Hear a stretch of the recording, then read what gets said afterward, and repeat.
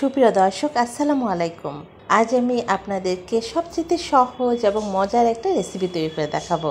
আর রেসিপিটি হচ্ছে ডাবের পুডিং। সারাদিন রোজা রাখার পর ইফতারের সময় ঠান্ডা ঠান্ডা এই ডাবের পুডিংটি খাবেন, দেখবেন যে কলিজা একদম ঠান্ডা হয়ে যাবে। তাহলে চলুন আর দেরি না করে রেসিপিটি শুরু করে দিই।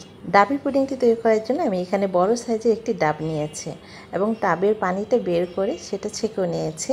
আর এখানে মেজারমেন্ট কাপে 3 কাপ পরিমাণ আছে পানি। এখন একটি পাত্রে আমি ঢেলে নিচ্ছি পানিটি, আর সাথে দিচ্ছি আমি এখানে 1.5 চা চামচ আগার আগার পাউডার। আর এই আগার আগার পাউডার পরিমাণটা সঠিকভাবে নিতে হবে। যদি পরিমাণটা বেশি হয়ে যায় তাহলে পুডিংটি খেতে ভালো লাগবে না, অনেকটা হার্ড হয়ে যাবে। আর আগার আগার পাউডার পরিমাণটা যদি কম হয়ে যায় তাহলে পুডিংটি ভালোভাবে জমবে না, মানে পারফেক্টভাবে সেট হবে না পুডিংটি। তার মানে 1 কাপ পানির সাথে 1/2 চা চামচ আগার আগার পাউডার দিতে হবে। আমি এখানে 3 কাপ পানির জন্য 1.5 চা চামচ আগার আগার পাউডার নিয়েছি। আর দিচ্ছি স্বাদ অনুযায়ী 2 টেবিল চামচ চিনি। আমার ডাবের পানিটা তেমন একটা মিষ্টি ছিল না, তাই আমি এখানে কিছুটা চিনি অ্যাড করেছি। আপনারা চাইলে এটা স্কিপ করতে পারেন। চিনি, আগার আগার পাউডার পানির সাথে খুব ভালোভাবে মিশিয়ে নিয়ে এখন এর সাথে দিচ্ছি 1 টেবিল চামচ লেবুর রস। লেবুর রসটাও পানির সাথে খুব ভালোভাবে মিশিয়ে নেব। এটা অপশনাল, এটা যে দিতে হবে এমন কোনো কথা নেই, তবে লেবুর রস দিয়ে পুডিংটি তৈরি করলে পুডিংটি খুবই সুস্বাদু লাগবে খেতে। এখন আমি চুলাটা অন করে দিচ্ছি। এতক্ষণ কিন্তু চুলাটা অফ ছিল। চুলাটা অফ করে কিন্তু সব কিছু আগে মিশিয়ে নিতে হবে ভালোভাবে। তারপর চুলাটা অন করে এখন হ্যান্ডউইচ দিয়ে অনবরত নেড়ে চেড়ে নিতে হবে, তা না হলে দলা পেকে যাবে। মিনিট 5 মতো এভাবে অনবরত জাল দিয়ে যখন পানিটা ফুটে আসবে এই পর্যায়ে চুলাটা অফ করে দেব। খুব একটা বেশি জাল দেওয়ার প্রয়োজন নেই, 5 মিনিট পর্যন্ত জাল দিলেই হবে।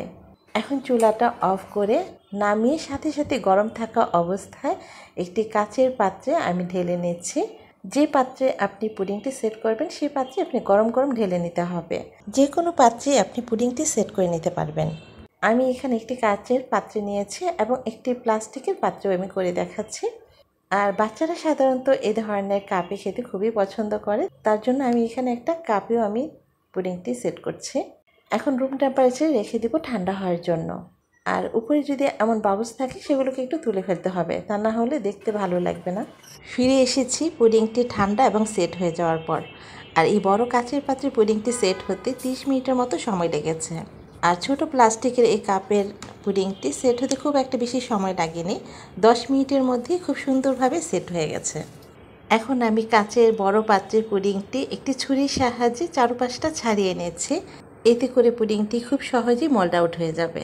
আর পুডিংটি দেখুন কতটা সুন্দর এবং সফট হয়েছে। এবং পুডিংটি আরও আকর্ষণীয় করার জন্য আমি এখানে পুদিনা পাতা দিয়ে ডেকোরেশন করে নিচ্ছি। আর আগার আগার পাউডারের পরিমাণটা যদি সঠিকভাবে হয় তাহলে পুডিংটি ঠিক এমনই পারফেক্টভাবে হবে, একদম সফট হবে আর খেতে খুবই সুস্বাদু লাগবে। আর পরিবেশন করার আগে অবশ্যই ঠান্ডা ঠান্ডা পরিবেশন করবেন, দেখবেন একদম প্রাণটা জুড়িয়ে যাবে খাওয়ার পর। আজ এই পর্যন্তই, শীঘ্রই আসছি অন্য কোনো রেসিপি নিয়ে। সেই পর্যন্ত সবাই ভালো থাকুন, সুস্থ থাকুন। আল্লাহ হাফিজ।